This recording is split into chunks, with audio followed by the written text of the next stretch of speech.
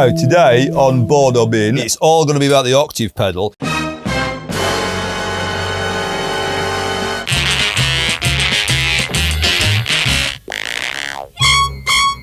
Did you know that this lick is called an Ernie? Ernie, Ernie, Ernie. We've looked at the high octave, now we're going to look at the lows. We've got a couple of vintage pedals, pretty cool. We've got an old Boss Super Octave OC-3. Love that pedal. It's got a polyphonic setting, it's got a monophonic as well. It's got a little bit of a fuzzy wuzzy built into it if you want it. And we're going to compare it to another classic, but it's a bit of a forgotten classic. Those in the know search these pedals out. They are still possible to find them, fairly cheap, and they've got a bit of a rumpy kind of bottom end thing going on. And that's the Pearl Octaver, which you would have got mid to late 80s, that sort of time period. Never really caught on. They didn't sell loads of them. It's got a top octave as well, and it's a super cool pedal. I'm into the Fender bass, man. I think I've got the nicer sound, really. I've looked out. It's a bit cleaner. Sam's into the Plexi. But should we just compare amps? I know I've got a humbucker guitar. Should we play something pretty similar around that E?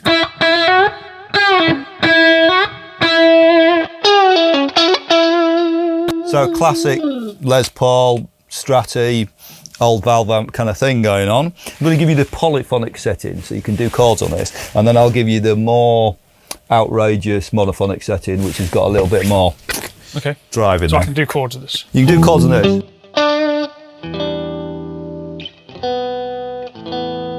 It's great. The polyphonic setting, I leave this on in the whole set. Yeah. I mean, my rig is two amps and one of them's got a load of this. You can play any chord you want and it doesn't glitch out on you. It's really nice.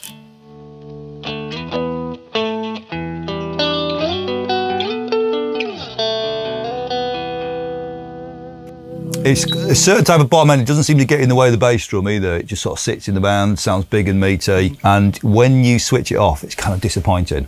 So these days I've just kind of left it on all the time. It gives like an organ feel. Very much. I can't explain, just that kind of...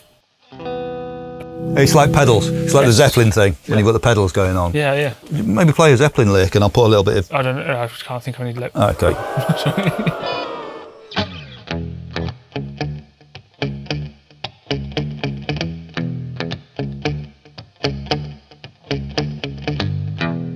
Great. What I'll do now is I'll put it on the monophonic setting with a bit of drive, and you'll see a really big difference.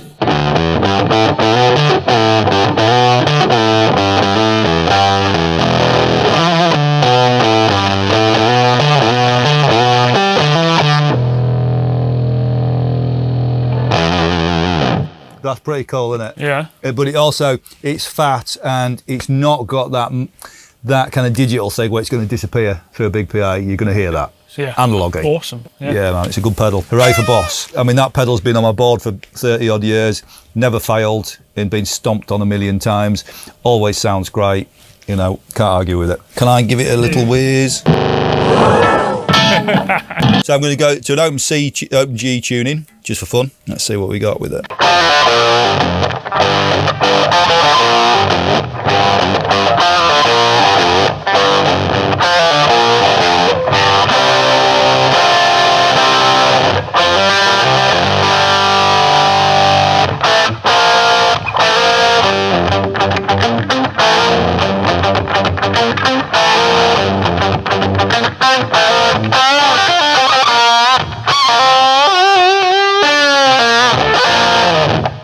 Do the, what's it one?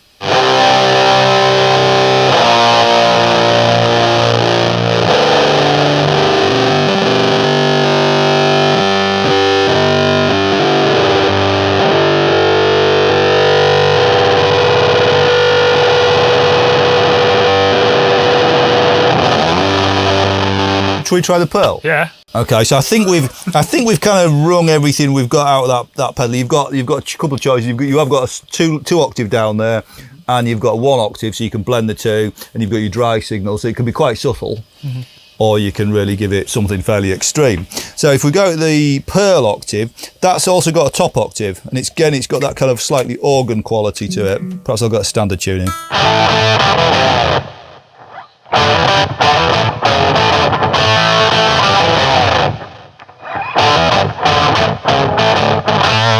A little bit less stable, You have to hit the note very decisively. Any little,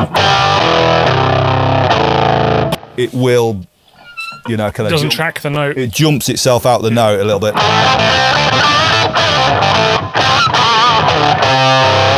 See what I mean?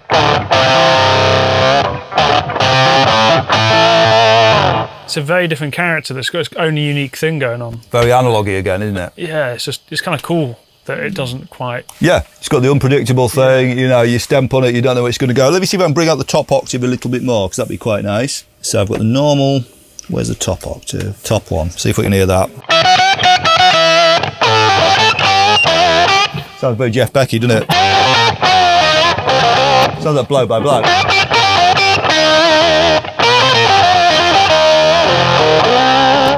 Love it, love it.